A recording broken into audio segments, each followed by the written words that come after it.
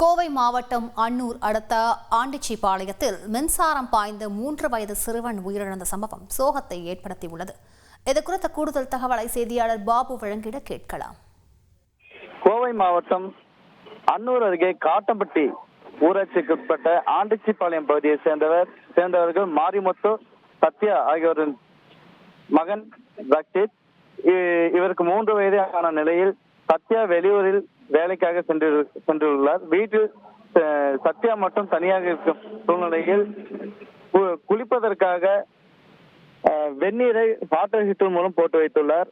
அப்போது வீட்டில் போட்டு வைத்துவிட்டு வீட்டில் மற்ற வேலைகளை கவனிப்பதற்காக சத்யா சென்றிருந்த நிலையில் அங்கு விளையாடி கொண்டிருந்த சிறுவன் ரக்ஷித் வாட்டர் ஹீட்டரில் மின்சாரம் இருப்பதை கவனிக்காமல் தண்ணீருக்கு ரக்ஷித் கை வைத்துள்ளார். இதில் சம்பவ இடத்திலேயே மின்சாரம் தாக்கி சிறுவன் ரக்ஷித் பரிதாபமாக உயிரிழந்துள்ளார். இது குறித்து சற்று சிறுவனின் அலறல் சத்தம் கேட்டு அங்கு வந்து பார்த்த தாயார் சத்யா சிறுவனை சத்தம் போட்டு தூக்கி அன்னூர் அரசு மருத்துவமனைக்கு சிகிச்சைக்காக எடுத்து சென்றுள்ளார்.